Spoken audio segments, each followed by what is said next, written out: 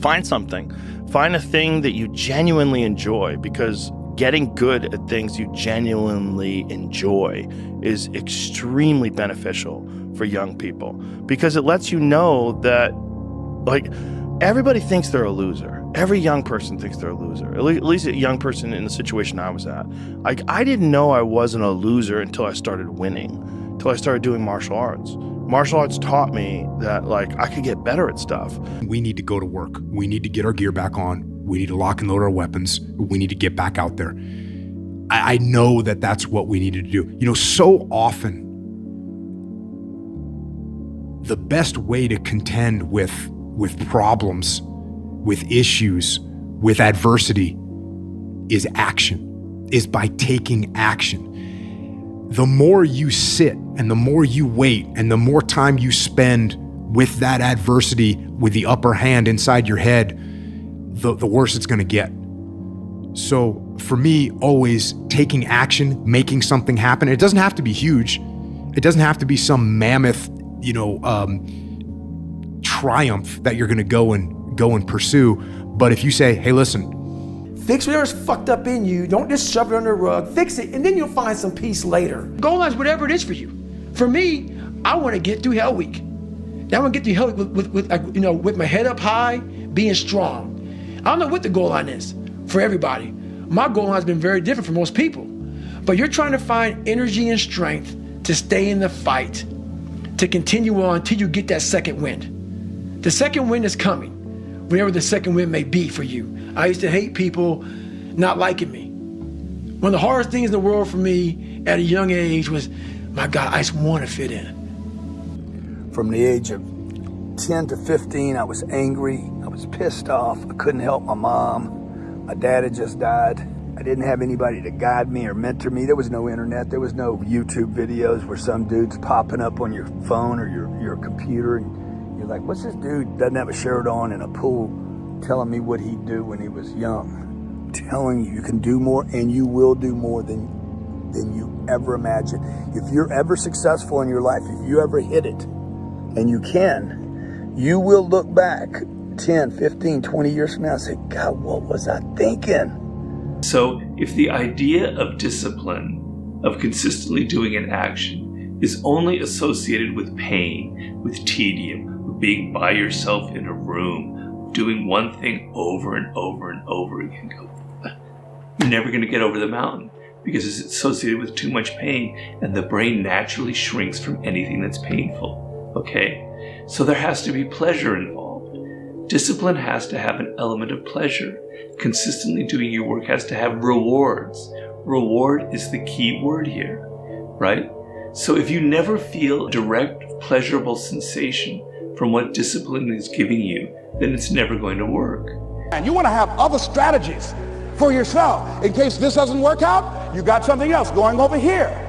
You don't want to ever put yourself in a situation where you have a limited vision and you're only using a limited amount of your talents, of your skills, and of your abilities. And I'm saying to you, it's possible you've got some talents, some ideas in you, your ability to do some stuff that you haven't even discovered yet. And I'm suggesting that it's necessary that you get outside of your comfort zone. It's necessary that you develop some new relationships where you can learn from people. It's necessary that you do reading, that you do research. It's necessary, if you're already involved in some business, that you don't be satisfied with where you are. If you want to make it today, it's necessary for you to constantly look at ways of getting better. Not only is it possible for you to have your dream. Stronger, me or this 100-pound woman who is naturally, genetically more emotional than me? Am I going to let her beat me at a game of will and strength of the mind when I know that she's naturally more emotional than me? That, and understand that if you start contacting her, or blowing her phone up, or watching her stories, or phoning her mom and doing all of these things that are emotional actions. Never forget to train your fucking mind. In life, a lot of us work our fucking ass off trying to get to a better place, a place that makes us feel better about ourselves. Some people want to do ultra races. They're starting to PR during training. Some people want to be a lawyer or a medical student. So they're taking these practice tests and they're fucking crushing the practice tests. But guess what happens? Once you get to the actual fucking event, Your mind isn't ready. Your mind's not prepared. You've been studying, you've been training, you've been working out, but your mind's not prepared. Story for you. When I was 19 years old, I was going through the Air Force trying to be a pararescueman. Inner power that I think is the ideal for young men today in the world. It's very confusing right now because everything is so fluid, and we're all supposed to think that there's no such thing as masculinity anymore, that it's toxic. But real masculinity, that real kind of strength that I'm talking about, is not toxic at all. It is not out there to hurt people. It's not out there to dominate, to be aggressive, to push people around. It's all about an inner strength, an inner confidence that you radiate outward. And that's a beautiful, beautiful thing. And I advocate making that your ideal and making that the kind of the radar that guides you. Taking action, and it's in your personal life too. You know, something doesn't go the way you wanted it to go. You didn't get the job you wanted. You didn't get the hire. You didn't get the promotion. You can go home and sit there and dwell on it. That's not getting you any progress. Or you say, okay, you know what? Let me do a quick analysis. Why didn't I get that promotion? Oh, it's because I didn't get this qualification, or I hadn't jumped through this gate. Okay, cool. What do I need to, let me look into how do I get to jump through that gate so next time I will get the promotion, and you start taking action. So action for me is a cure for a lot of problems that we have in life. I tell you, hey, you can do anything. You know, that's what you're playing for. You're playing for, hey, I got to put something together here. I got to get great at something. So, but some people will pay me more than maybe I'm even worth. So one day I can actually go on these trips. Look, you got to pay the price now, so you can pay any price in the future. But what I've come to appreciate when you're working on changing your life, changing some bad habit, getting out of addictive situations or relationships, or working to build a dream or making a difference in our society, or learning something that's very challenging. Here's what I realize, ladies and gentlemen, and develop a great deal of respect for. It's hard. Easy is not an option. It's hard living. Life is hard. See, it's hard when you are 49 years old, been working on a job for 17 years, and they come in and tell you you're finished and give you 1 week severance pay. When I was in Ranger school, my squad got spot checked. The Ranger instructor was looking for 3 items. One of my guys didn't have the items, so the whole squad got smoked. The RI was sitting there smoking us. And the more he smoked us, the more my squad looked around looking for someone to motivate him. The Ranger instructor shouted out, "I'm gonna bury you motherfuckers." Do this or not, which is what I think a lot of it boils down to. Do you actually want to do this or not? Do you actually want to do this or not? Because if you actually want to do it, what's going to stop you? Nothing. And if you don't really want to do it, what's going to stop you? Just about anything that comes up. Just about any obstacle that gets in your way becomes an excuse. It becomes a reason. It becomes a rationale for not proceeding down that path. The 1%ers don't care about what nobody else thinks. They're not concerned about what people, they're not trying to impress nobody else. The 1%ers, all their energy goes into being who they are. That's it. So if you lack the discipline to exercise and eat healthy, you will end up being a slave to disease. If you lack the discipline to work hard, save your money, you will end up a slave to finances. You don't need to be going to the gym. You don't want it enough. When you're sick and tired of looking and feeling like shit, you'll show up, motherfucker. I'll see you there. Because you're going to look in the mirror and you're going to be like, fuck that. You're going to want to be in the gym. Whenever you think you can't, the confidence comes from the thing that you built. You must build belief. You must build confidence. For me, always taking action, making something happen. It doesn't have to be huge. It doesn't have to be some mammoth, triumph that you're going to go and pursue. But if you say, hey, listen, this is what happened. Didn't go the way we wanted it to. We're going to get our gear back on. We're going to go back out. We're going to do this other mission. Uniquely you. I think a lot of times folks, especially young folks who I tend to empathize with and speak to more often, they're not comfortable because they're going along with the society that's around them, and they're trying to fit in the framework of what everyone around them or on whatever social media they're on says that they should be, how they should look, how they should conduct themselves. And you can't be comfortable with yourself if you don't know who yourself is. And you can't know who yourself is if you don't stop looking at how everybody around you is, and start looking at what makes you comfortable and what makes you uniquely you. There's roughly close to, I guess, about 8 billion people on this planet, but there's only one you. Would you stand out in a crowd? Not in a bad way. What makes you you doesn't need to be something that's immoral or obnoxious or uncomfortable, but just uniquely you. Start saying, okay, E, you got to discipline yourself. And this is for me, this ain't for everybody. I start getting up at 3 o'clock in the morning. It's like, yo, you're gonna have to get up a little bit earlier because you didn't finish school. You didn't take care of your business. So you can't get up the same time another man who gets up, who handle his business. So you need to get up at 3 if you're gonna catch the greats. You gotta get up at 3, you gotta go to bed earlier. There are people who want stuff, but you kinda want it. Or you want it bad, but you don't want it as bad as you wanna breathe. So to me, obsession is wanting something so bad that, you know, I go to bed with it, I wake up to it, I make whatever sacrifice, I grind. Like, it's like I can't live without it. And so there are people who fantasize, romanticize about stuff, but like they're not obsessed with it. Okay, what are you willing to give up? What are you willing to sacrifice?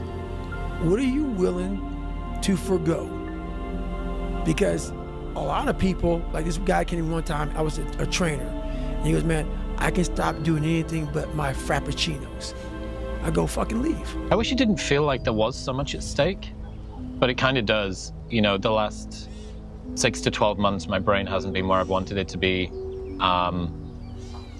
If the way that you feel or the way that you think isn't on par with what you expect it to be, a lot of the time you think, oh, it's in my head. You know, how much of this is just the story I'm telling myself about the way that I'm thinking?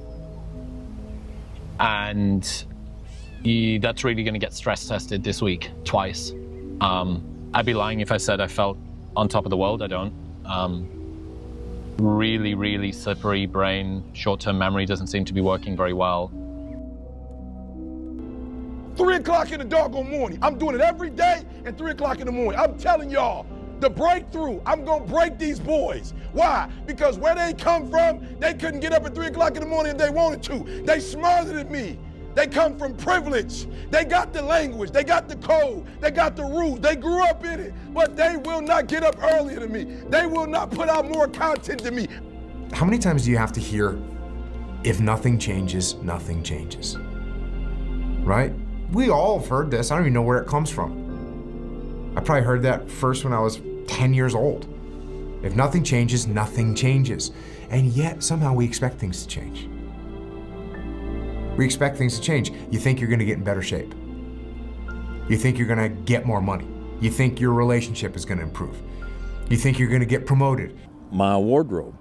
I spent a lot of years in Alaska, a lot of years riding in Alaska, and then riding, you know, in Wyoming and Colorado and other places. And over the years, I've developed me, what works for me, what I like, what I'm comfortable with, whether it be my wardrobe, whether it be the beard, whether it be the hair, whether it be the rifles and the handguns that I carry when I'm hunting and out in the woods.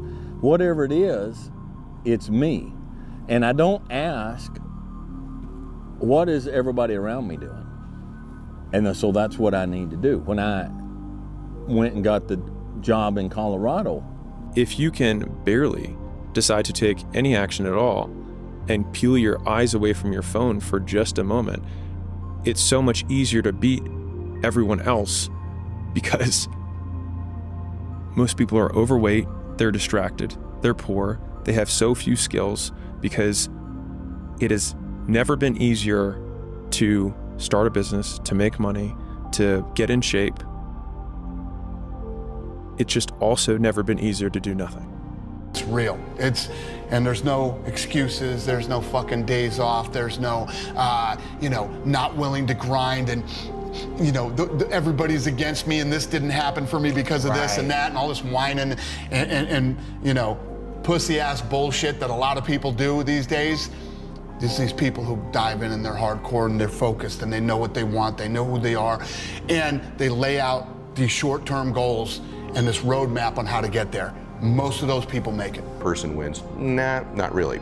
It's the person who can work on the days they're not inspired and motivated. It's what do you do when you're not feeling great? What do you do when it's not your best day? How do you do that? It carries you through as rituals and habits. So when you're fatigued, when you're tired, when you're under pressure, you react reflexively. And so successful people rely on habits and rituals, not just their inspiration and motivation level. Every day is a battle. Every day is a battle because your mind wants to choose the path of least resistance. Every day. But you don't become better by ever doing that. You become normal. And I don't want to be normal. So it may not be a life for everybody, but I find a lot of peace in not being normal in my life. Don't talk about it. Be about it. Practice what you preach. Stay hard.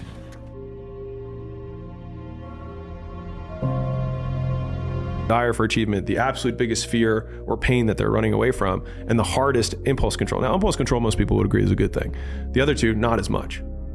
And so, what are we optimizing for? What problem are we solving? It's my favorite. It's probably the number one most frequently asked question that I ask to our portfolio companies whenever we're about to do anything, which is what problem are we solving? If the problem that we're solving is that I want to be content, well, there's a lot of ways to do that. And you don't need to do all these other things. If the problem you're solving is that you want to be the richest man in the world, well, you're going to have a lot of superiority complex, you're going to have a lot of crippling insecurity, and you're going to have a lot of impulse control, and you're going to have to wait a long time. And this NFL football player comes up to me. He goes, "Goggins, can I ask you a question?" And the other funny thing that I've thought about, very related to this, is going through adversity. My life is very revolved around competing in Olympias. When I go through adversity now, I'm like, this could be a part of my speech, I tore my lat last year. I'm like, when I win this Olympia and I stand up on stage and I tell people I tore my lat in the middle of this prep, they're gonna be like, oh my God. And it's gonna make this story that much cooler, and it's gonna push me beyond to the levels of which I know that I'm capable of accomplishing. It's gonna show me that when something feels impossible, it's not until it's not. I gotta keep pushing through and figuring it out. And so, one of the most important things to remember, and there's a little dichotomy to this, is that you don't always have to make giant decisions. You don't always have to make the all powerful decision of might. It's like, do we go or do we not go? You don't always have to say we go. Right. Sometimes you can go, well, let's push a little further. let's move a little bit further before we make that decision. Or, hey, let's stay where we are and see if it develops. Or let's back up a little bit and keep watching. So instead of we go or we don't go, there's actually a bunch of different decisions that you can make besides we can go or don't go. There's a building, there's a bad guy in it, let's go or let's not go. No, actually, let's put eyes on the target for a little while. Another lesson from him, he came on the show 4 years ago, something like that. He says, if more money wouldn't change how you spend your time, you're already rich. And a similar insight from James Clear, to stop trading things that matter for ones that don't. So if you already live a comfortable life, then choosing to make more money but live a worse daily life is a bad trade. And yet we talk ourselves into it all the time. We take promotions that pay more but swallow our free time. We already have a successful business, but we break ourselves trying to make it even more successful. There's too much focus on wealth and not enough focus on lifestyle. And those two lessons, if more money wouldn't change how you spend your time, you're already rich, brings richness, or being wealthy, way closer to you. Now, there's some people that have got a high materialism set point, maybe the way that their families showed love when they were young. And something said within me, you're the one. You're the one. And let me tell you something, ladies and gentlemen. While you're here, and before you go back home to your respective cities and communities, write down at least 5 reasons on why you deserve your dream, on why you won't give up, what's going to make you unstoppable, why you must be unreasonable, because logical, practical thinking says you can't do it today. But if you want to produce unreasonable results in your life, like living your dream and taking charge of your destiny, you've got to be an unreasonable person. You've got to be an uncommon person. Being an athlete that was always overlooked, in my opinion, it forced me to work harder. You know, look, I always try to outwork people, right? That's just how I made my mark. So the game was at 7. I was like, you know what? I'm gonna come to the Staples Center, because we're playing, this is when the Lakers had Kobe and Shaq, okay? This is like the championship Lakers. I was like, you know, I'm gonna get there at 3 o'clock, and I wanna make sure I make 400 made shots before I go back into the room, and then I sit in the sauna. Means to struggle. I had overcome every obstacle, achieved every goal, slayed every dragon. I have been the recipient of, witness to, and beneficiary of too many miracles in my own life to accept that it wouldn't happen again. Opposed to do in that business. Started at the absolute bottom. Scratched, fought, crawled, and worked to the absolute top. I could have continued to sit at that desk and chase some more stocks, chase some more bonds, chase some more deals. I could have done that. But when Holly was diagnosed, Junior college, I sat the bench the entire season, not one play. I'm watching all the starters get all the attention. I'm watching the coach literally look over me. I pick up the phone the last game, and I called my mom. I said, Mom, I quit. I said, Mom, I want to come home. I said, Mom, just give me a bus ticket back to Columbus, 22 hours. I can get a job in the plant. I'm gonna be okay, Mama. My mom said, baby, don't do it. She said, baby, hang in there. She said, Sean, I taught you how to fight. Sean, I taught you how to war. She said, Sean, I taught you how to win. I went back to that junior college, man, and I'm watching TV, 3 or 4 guys in a room. I jump up, it's called a Freudian slip. I said, man, I've always wanted to play Division I in NFL football. And one by one. And that's the most powerful thing in the world. When you can find drive in your own doubt, fear, insecurities, you become very unstoppable.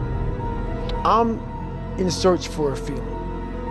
I'm not in search for a trophy. I'm not in search for love. I'm not in search for more followers on Instagram or social media. When I started this journey years ago, and I realized that I'm going to be somebody, and I'm searching for a feeling of true victory for myself, and only myself. The second I shut out the whole world and realized that one thing, that I am in this world alone. I would give people, all of us, all around the world, permission to dream. These hard pivots, it could have been the loss of a job, a medical challenge, the loss of a loved one. We've all had to make these hard pivots before, but ultimately we began to go forward. Suffering through life, from having a learning disability, from stuttering, from having just a really bad childhood. And so all those memories, I had to cut open that scar and go into it. And that was a hard process for me to do. Not only was that a hard process for me to do, for me to have the courage to share that with people, you know, because I'm the so-called toughest man on the planet. So they think. Tell us about some of the defining moments in your childhood that actually framed that experience to being a nightmare. Well, my dad was a person that, he was an alcoholic. He was really big on being a powerful man. And he had 2 different sides to him. No one knew anything about the inside of that house. The inside of that house was horrible. It was evil, you know, like the evil monster came out to play. But once he left that house, he was the nicest person on the planet. So no one knew, you know, who this guy was. So the scarring started happening inside the dungeon. And my dad didn't really believe in us going to school. He had a family business, and the family business was a skating rink and also a bar. Can you define what you have an innate ability for and match that with what you're willing to hustle to get? Sometimes we have an innate ability, but we don't want to work for it. We take it for granted. And we end up doing something that may work, may pay the bills, may get us by day to day. But we don't really like it. We have trouble finding a way to enjoy it. Definitely don't love it. Like, so many kids were taught to get a participation trophy for something, and they thought, I'm gonna build their self-esteem this way. People can tell your whole life you're a piece of crap, and your brain can go, screw you, I'll show you, and you become somebody. People your whole life can tell you you're beautiful, you're perfect, you're the best, and you can still not believe them and be depressed about your life and think you're a nobody. Your life self-esteem, your self-esteem, esteem for yourself, is earned by you doing something difficult for you. You should have a degree, you should have a good job, you should have a wife, and you should have it together. We watch these programs and they're, this movie, it's an hour and a half long, and within an hour and a half, a person goes from a goofed up teenager to someone who's just settled and got it all going on. And they get the job, they put their childhood bully in his place, they get the girl, fade to black. And we're left to imagine the rest of their life. And what we imagine is left with the last thing that we see. Man, they got it together.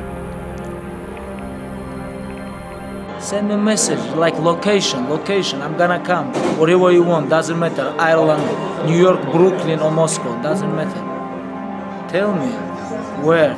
It doesn't matter. You can also retreat into yourself and you can say something like, all right, I need to retool my conception of strategy, but also potentially my conception of goal. Maybe I'm looking in the wrong place. Maybe I have to look somewhere else. And you can open yourself up to a revelation. So there's a gospel statement that's very relevant to this. So Christ tells his followers that if they knock, the door will open. Good challenge. And you can work and become good at something that you don't have an innate ability for, but if you can match those two, what do you have an innate ability to do? Because we have an innate ability to do. When we do that well, we do kind of enjoy it. Yeah. A person inside. If you pan over here, it's the same thing. Like a car or a person inside. People want to know where I find my strength at, where I get my strength. I get it from a lot of places, but right now, this morning, I'm getting it from, there's not a motherfucker that's up. There's not a car, there's not a person. Everybody's in their bed, sleep, dreading that it's a Monday, hate it's a Monday, and I'm loving it. I'm loving it. Where everybody's getting weaker, I'm getting stronger. It's not about the running, the swimming, the push-ups, the sit-ups. It's about what those things do for your mentality. You don't get better on a daggone couch. You get better by coming out here and getting the fuck after it every daggone day. Stay hard. Year 2000. So I've got some work to do by the year 2000, turn of the century, turn of the millennium. I want to reach the peak of my skills by the year 2000, and then come the next century. I want to utilize those skills in touching every human I can possibly touch for the rest of my life. Those are some of my goals. I want you to establish some of your goals. I want you to give thoughtful consideration to your goals. And why not? If a farm boy can wander out of Idaho and finally arrive at this extravaganza, why not you? If Mark Hughes can walk away from the tough side of town and find a few people and make a dream come true, why not you? If we've got good health for many, why not the rest? If it's happened for you, why not others? And why not you? I want you to take that personal. Why not? Why not? You've got to stay here till you go. I mean, what else are you gonna do? Why not see how much you can do, how far you can go? Now here's number 3. Why not you? I wish I could say that to each of you individually, but it would take a couple of lifetimes to sit down and talk with each of you individually. But I would rather do that. I'd rather sit down and talk with you and your family with the fire burning in the living room than to be standing on this platform. That's my true desire. I'd love to talk to you and your children face to face. That's what I'd really like to do.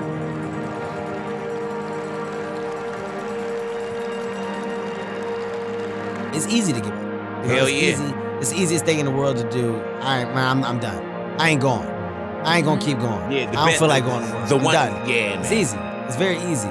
But what's hard is going, yo, yesterday I got nothing from working as hard as I could. Nothing happened from that. I'm gonna do the same thing again today, but I'm gonna try to go harder. That's the hardest thing in the world. To get up every day and give 100% and be in the same position that you were each day, but mentally know that you're trying and trying and trying. That's a real grind. It lasts longer. And which one is stronger? Which one shelters more critters or more birds? Which one, when it's done and over and it's cut down, which one is more valuable for the lumber? People don't go out and say, I'm gonna spend extra money for some pine furniture. They want oak furniture. There's a lot of sentiment expressed on the channel. Boy, Dwayne, I wished you'd have been my dad. No, you don't. No, you don't. There's sentiments expressed on there, that, you know, I'm flattered,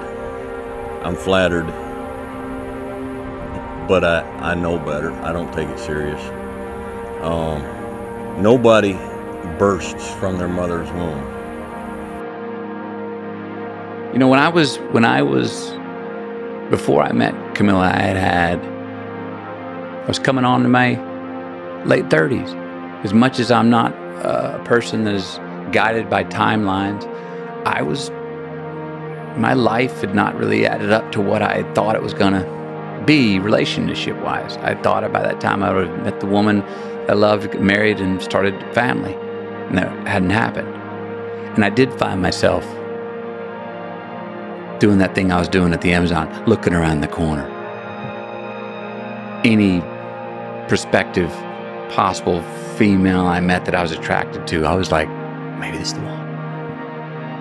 I make the joke, but it's true. It's like at every red light, I'm like checking out who's next to me in the produce section at the supermarket. I'm like, who's in the produce section? You know, it's like looking. Do it all. Why try to see it all? Why try to have it all? Why do it? Why learn it? Why study? Why put yourself out? Why try to take on this much responsibility? Why develop yourself to the full? Why try to become all that you can possibly become? Why try to earn as much as you can earn, share as much as you can share, develop every skill you possibly can, see every human you possibly can, go to every class you possibly can, touch everybody you possibly can? Why do that much? Why go that far? Why share that much? Why give that much away? Why try to see everything? Why try to do everything? Why try to become everything? That's a good question, why? And you're the only one personally that can answer that question for yourself. You've got to have your own list of whys. Here's what I want you to do when you go home after you've left this extravaganza. Work on your list of whys. One of the big thrusts for success is to come up with a strong enough why.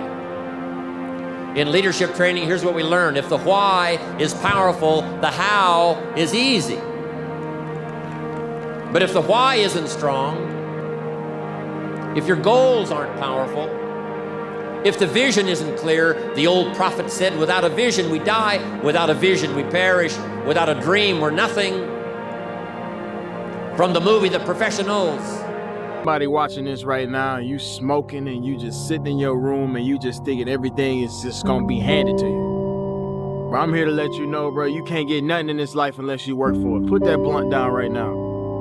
I don't care if you laughing, you got off work, none of that. You ain't worked hard enough. Put that joint down, put that drink down until you get your work done, until you elevate your life. Cause you ain't seen this yet. You ain't touched the amount of dollars you want to touch. So why the hell you think you able to reward yourself with smoking, drinks, and partying and doing all this other stuff? No, we ain't got time to party. We got time to work. A party comes later. I told myself if I had to work till I'm 50, I'll party when I'm 51. They don't understand that type of mentality, motivation, and hustle.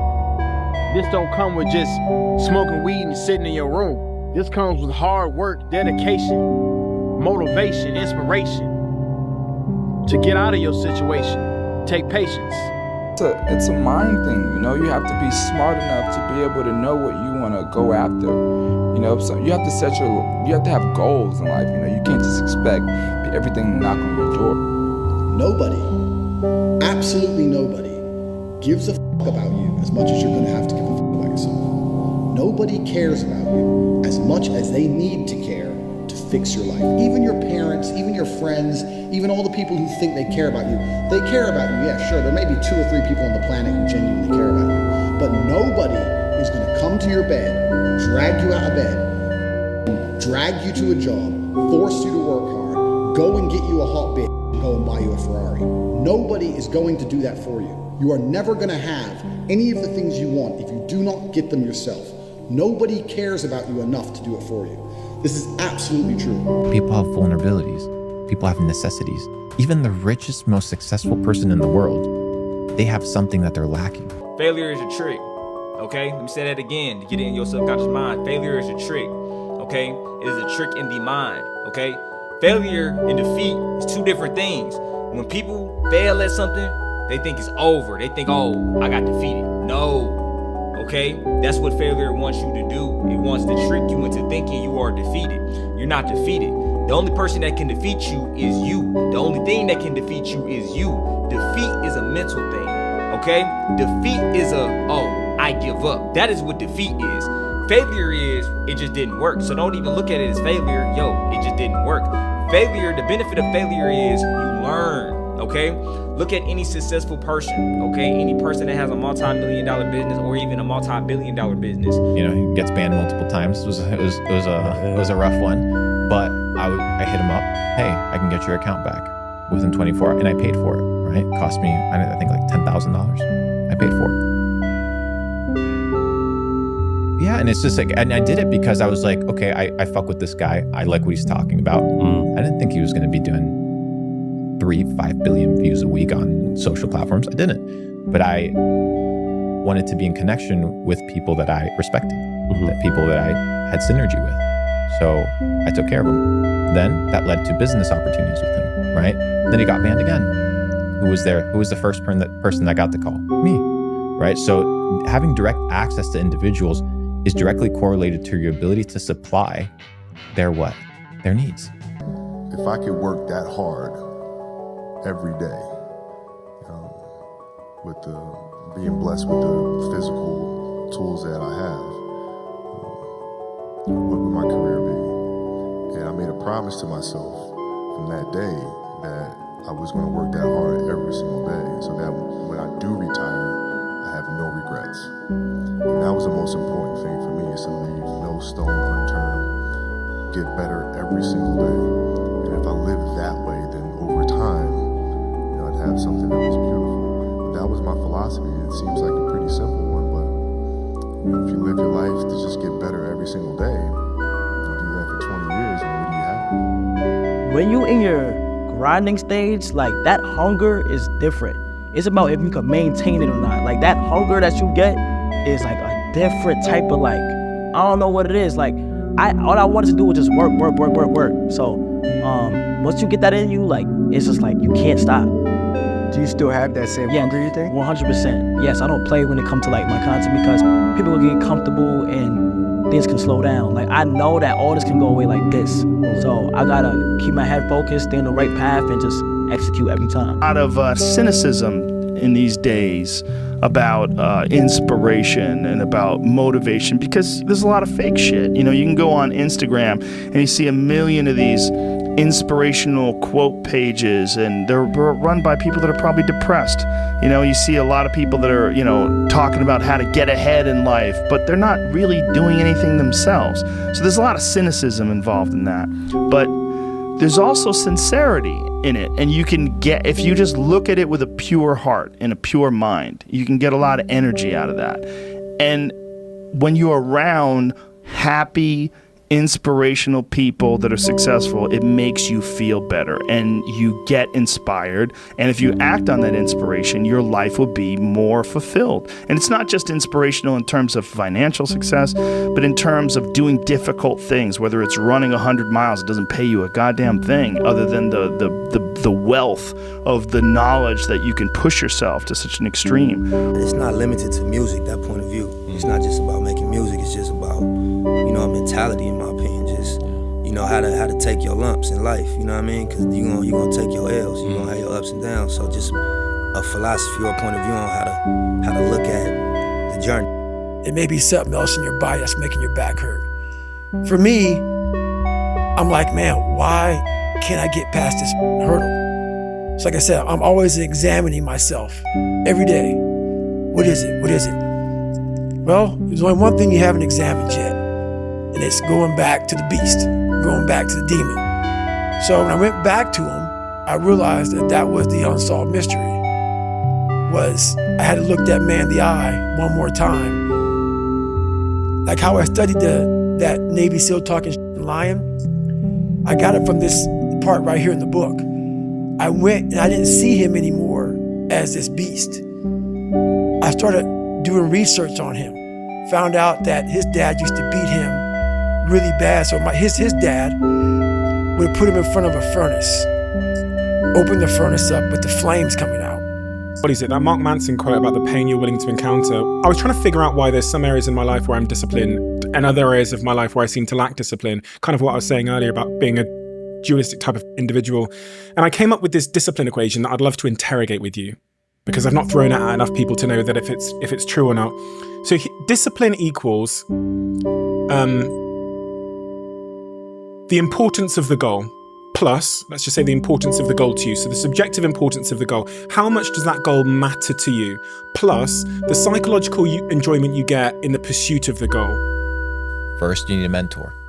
Somebody that has gone the path that you want to go, that can instruct you and take you down the road, avoiding the pitfalls and avoiding the mistakes and avoiding the troubles that come that way. You need a peer, somebody that is at your level, at your equal, that you can mastermind with, that you can build a think tank, that you can go back and forth and discuss and argue and develop business.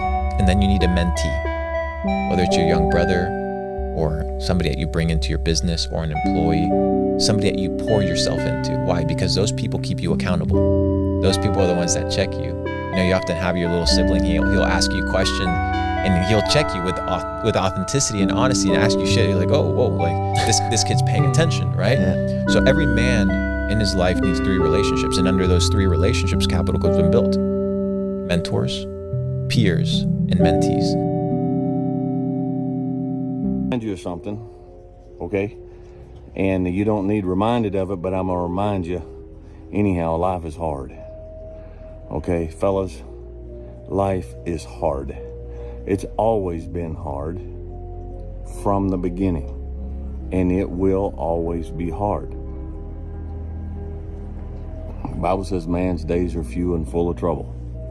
All right, ever since mankind fell in the garden, we were told that we would eat out of a sorrow of the ground, the sweat of our brow, and the ground would bring forth thistles. And so it's just the nature of it. All right, the problem we have today is in this modern world, we have movies and we have television and we have social media that are always telling us. Lesson that people need to hear and learn. It's so important because everybody just wants to be comfortable. Everybody wants to sit in the car. I don't want to go outside, it's cold. I don't want to do this, it's hot. Like, you've got to do things that you don't want to do because you show your body that your mind is the boss. Your mind is telling your body what to do, and then you have control. Yeah, Dustin texted me one day, Poirier texted me, he's like, you can't wait for everything to be okay to live your life. And it was, you ever get a text from somebody who says one of those moments where it fucking gets through to you, you know? Yeah. And I was like, fuck yeah, man. That's a very poignant, and obviously coming from a guy like him who is very, very frustrating to try and become disciplined.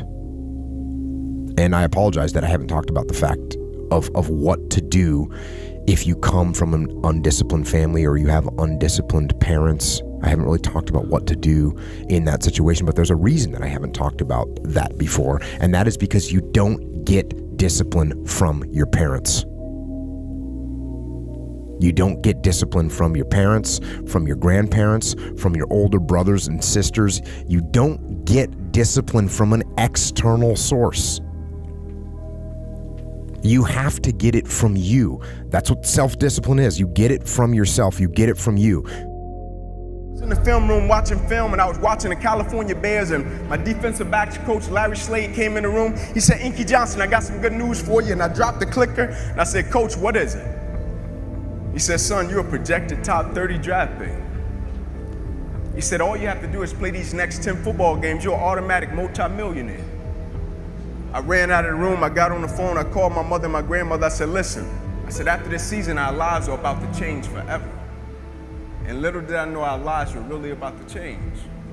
The first game we come out, play against California Bears. I get an interception. We shut them down. We get the victory. Second game, we're playing against Air Force. It gets late in the game, found ourselves in a dogfight. And I approach the tackle like I approach any other tackle. And the way I'm approaching it, either I'm gonna knock you out or you're gonna knock me out. I'm 165 pounds. I can't play with anybody. But at the point of contact, when I hit this guy, something different happened that had never happened to me before in my life. I hit him, and it seemed as if every breath in my body left. The real power is within your gut, within your heart. What I was doing was impossible, but I was doing it. Everybody has this innate capacity, the power of our mind as a captain of the vessel. That's the way nature has built us to be. Reflect on my fears, my insecurities, and I saw real men, what I thought were real men who were staying, who were overcoming adversity, who were overcoming all these different things that I had blamed so many fucking people in my life, my dad, my learning disability, my skin color, you know, me being everything. And so I sat there for a while and I was like, no one's gonna fucking come to help me. No one's gonna fucking come to help me. It's fucking me against me, period. And I said, the first thing I gotta start doing is facing every fucking fear I have. At this point, I actually drive back to Buffalo, New York to see my dad. Haven't seen him in years because I realize now I gotta fix some shit.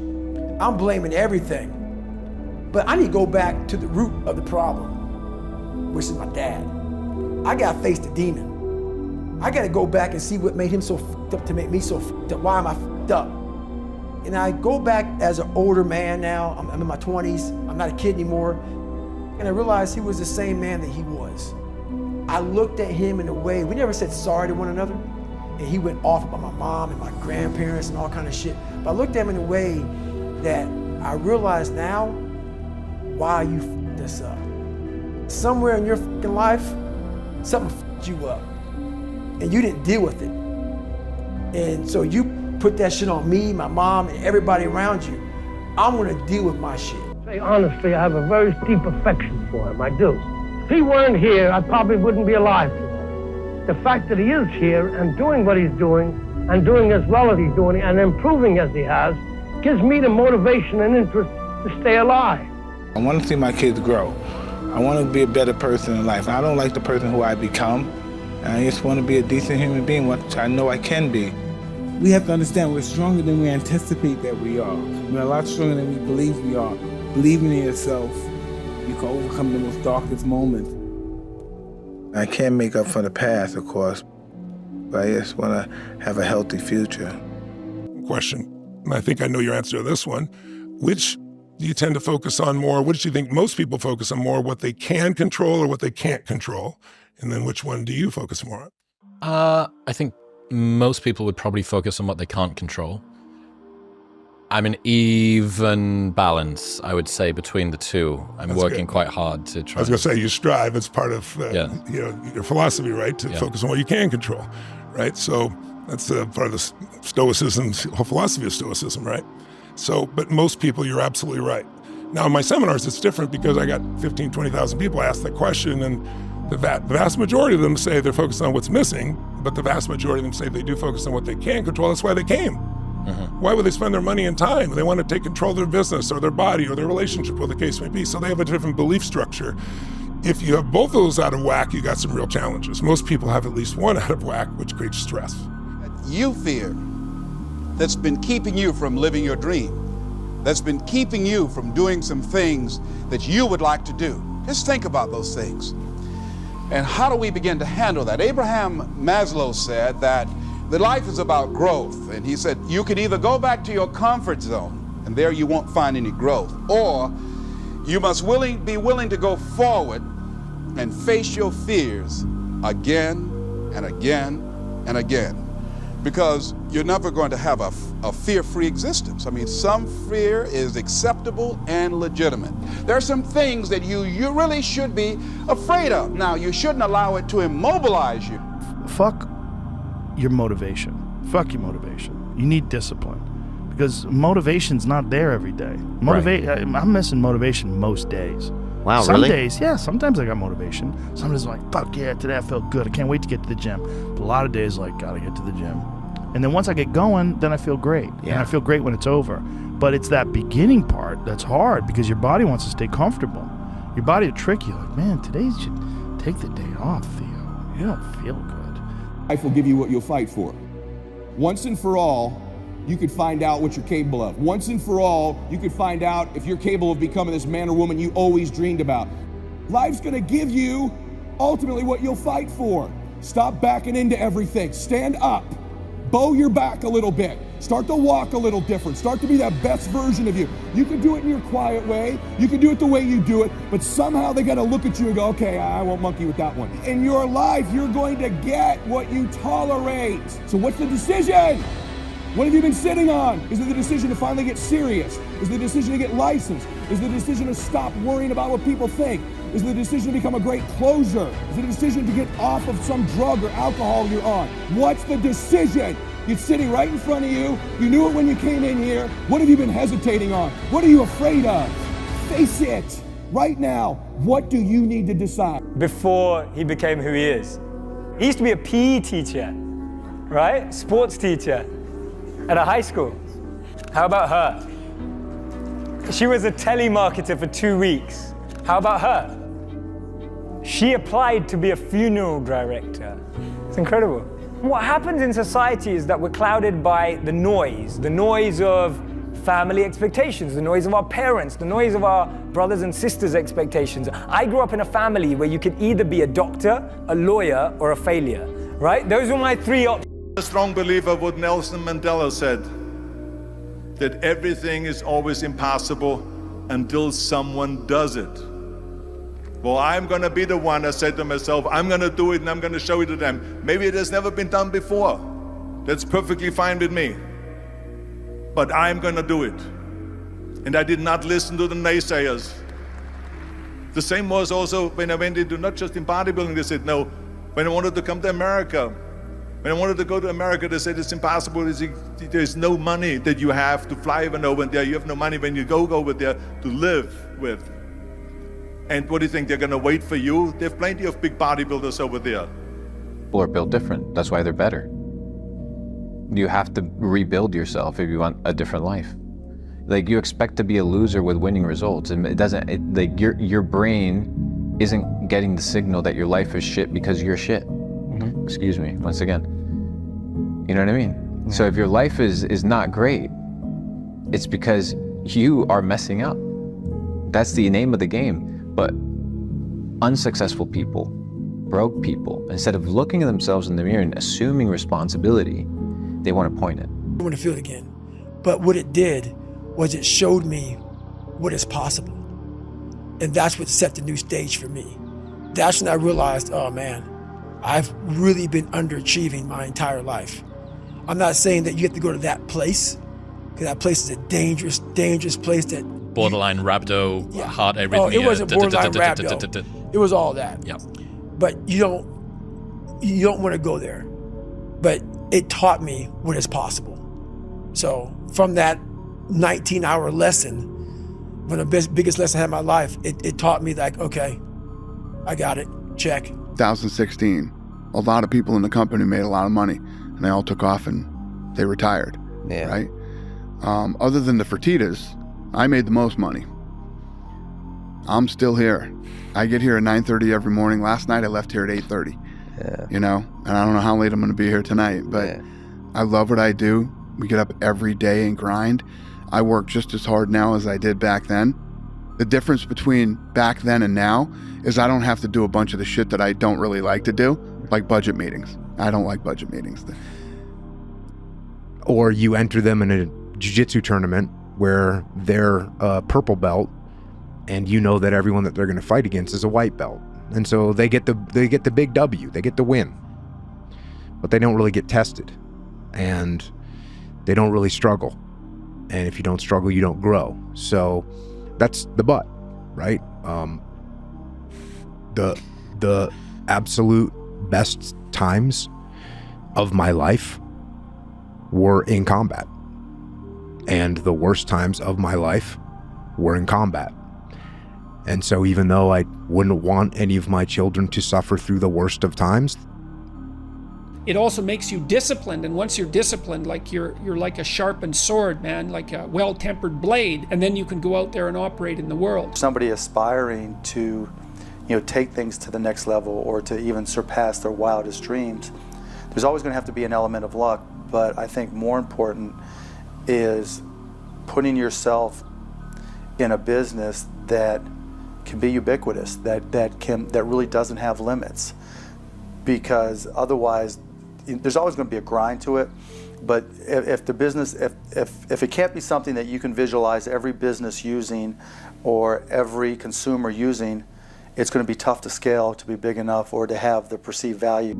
There's times in crypto where there's massive opportunity because that's where the attention is. So if you position yourself ahead of time, you're going to reap better rewards, or you're going to increase your odds of success. Why? Because you're just positioned better. If you're chasing after an opportunity, like you're chasing a stock that you weren't buying early and getting prepared for, you're chasing it, you're not going to have the same experience, you're not going to have the same level capture of opportunity. Who set goals for their life beat the people who set goals for the company. And so that's really, and then there's a variety of other literatures that support that kind of hypothesis, but it's very, very worthwhile thinking that through, because what you want, if your company is structured properly, you want people in it who have a life, right? So they're aiming at things that they think are valuable, because they're just not going to be motivated, period, unless they're aiming at things they think are valuable. And then you want their loyalty to the company to be nested inside that. So they have to see that working there, no matter what it is that they're doing, and often jobs are repetitive and dull and difficult and challenging and all of that, or you wouldn't be paid to do them, right? They're not all fun and games. Back again and learn from what I learned in sports. In my case, in bodybuilding. It's all about the hard work that you put in. I said to myself, in bodybuilding, I worked out 5-6 hours a day. I'm gonna do the same thing now for acting. And of course, I went to college to study English. I studied voice, accent removal, acting classes, and all of this stuff, all day long. I worked and I worked and I worked. And within a short period of time, I made one movie called Hercules in New York, which of course went right into the toilet. I don't travel with my phone. Oh. Yeah, my phone does not go with me anywhere. Why is that? Once again, man, like right now, I'm with you. A lot of times people are in conversations or they're somewhere, they're elsewhere. You may think they're with you, but they're not. That phone is the biggest distraction in the world. When it comes time for the phone, I'm on the phone. When not, I don't use it. I'm all about being present where I'm at. So that's why that phone right now, we do have it. It's in it's silenced, it's off. So I do have my phone right now, but usually I don't take it anywhere I go. Next thing you know, you're at the top of the mountain. It's just a matter of what's important to you. And what's important to you. For whatever reason, I didn't feel good about myself if I wasn't doing everything I could to be the best version of myself. I didn't teach myself victory first. I taught myself how to fail. When you're 300 pounds and you can't read and write and you're fucked up, you know how many times you're gonna fucking fail on that process? So if you don't know how to fail, there is no victory. Lost my mind on this game, yeah? Like Vincent van Gogh. dedicated his life to his art and lost his mind in the process. That's happened to me. But when that gold belt was around my waist, when my mother has a big mansion, my girlfriend has a different car for every day of the week, when my kids have everything they ever want, then it will pay. Then I'm happy I lost my mind. Yeah? I have never seen a fighter like Mike. He may go down in history, one of the greatest we ever had, if not the greatest that ever lived. A boy comes to me with a spark of interest. I feed that spark and it becomes a flame. I feed the flame and it becomes a fire. I feed the fire and it becomes a roaring blaze. He just met me. I'm a little kid. He said, "You're gonna be the world champ." Made me fall in love with myself. He's only gotta believe in me. And I like to dedicate my fight to my great guardian, Cus D'Amato, and I'm sure he's up there and he's looking and he's talking to all the great fighters and saying his boy did it. He made me believe that I was the greatest ever lived. I believe that eventually he'll go down in history as the greatest heavyweight champion we've ever had. I didn't know I was the one. Well, you were a specimen. Things more than that to be a fighter. And then you start feeling bad for yourself. And then you say, all right, okay, I'm done being a baby. Okay, what am I gonna do now? Because I can't sit here and give up. That's not an option. So now what? It's a process. You look at process. What am I gonna do? What can I control? Surgery, we'll do the surgery. Come out of the surgery, recover. From there, physical therapy, okay? Physical therapy, piece by piece by piece by piece by piece, start running, back on the court. And so I broke things down into sections and said, okay, I'm gonna focus on resting right now. This is it. Proverbial seat of your pants, say, all right, I gotta try it. I gotta just do it. I may be totally wrong, and I'm gonna be taking a lot of people down with me, but I just believe in it. I felt that, geez, if I was gonna go down, at least into professional obscurity, I wanted to at least have the opportunity to say to myself, well, you tried. If nothing else, I had a good home movie. My parents would enjoy it. What is healthier? To live under the illusion and still have a little glimmer of hope that you could have been great, or actually have an opportunity to be great and then you blow it and you realize you're a failure. So I think that the easier route is to live under the illusion and say, you know, if I had had that chance. I'm in the best shape of my life, mental and physical. I had many days on site. It's cold, it's damp, it's dark, and I'm looking around at everyone else, and it is not a good, but not that if you're passionate about that, then that's okay. But for me, it just wasn't a life I wanted to live, and I was in. And over again, because giving up is not an option. And when you feel like you've reached your limit, it's only the beginning. That's when it's time to dig deep, to find the courage to push some more. I accept the challenge every night. Every night I go on the basketball court. In everyday life, I accept the challenge. Over the course of my career, I've just gotten better with every facet of my game. You know, I've always wanted to be a triple threat, to be able to rebound, assist, and be able to score as well.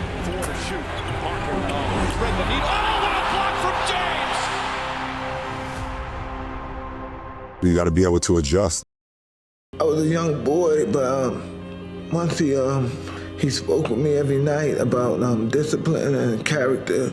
You have to be disciplined. Discipline is doing what you hate to do, but do it like you love it. No, nobody physically was ever fuck with me again. He taught me to become the greatest fighter in the world. And he made me this fighter. He made you into this. I still don't understand that to this day. He's my boy. He's with me. And for that reason, I just accept him that way. I believe that when I'm all said and done with, my whole job is to outwork the chart.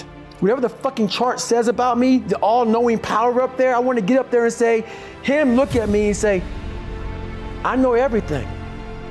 I didn't fucking see this. I want to feel that. I want to get to the other end of this fucking world, and however I'm being judged, whoever's judging me, to look at me and say, I did not fucking know. I had you at 185, I had you at this, but all this other shit, I was riding as you were living it. If you have that, then you try to live it to the best of your ability. My vision of what my goal is changed drastically as I got older. It's like as a kid, I said, I want to be the best ever. right? And now you go through your life and everything you do is try to be the best ever, be the best ever, be the best ever. And as you get older, you start understanding that those things are very superficial things, right? And everybody has a different opinion about it. No matter what you do, I can win 20 championships. There's always an opinion on who's the best. Everybody has different opinions. And so I started really kind of understanding maybe that's not the important thing. Maybe the important thing is to, you know, how do we as a team grow? How do I help my teammates be better? So that was the first change for me. And then as I got older still, it became more about how are you inspiring others, right, to find themselves.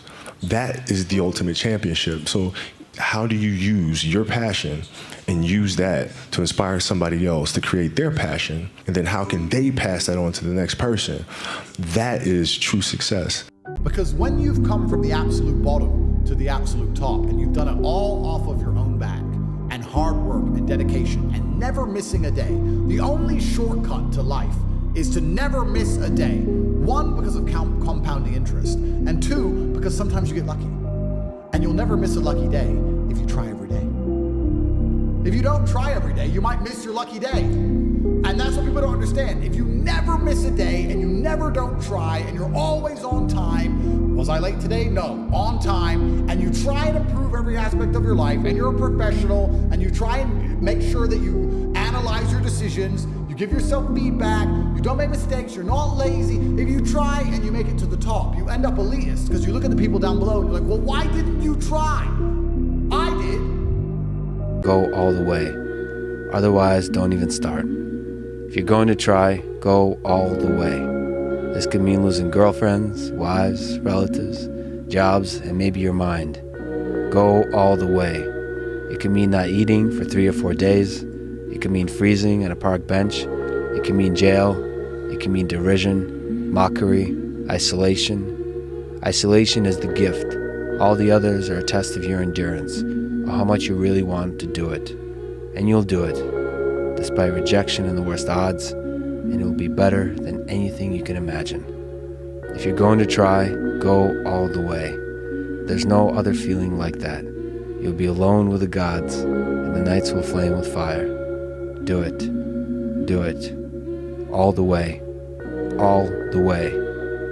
You will ride life straight to perfect laughter.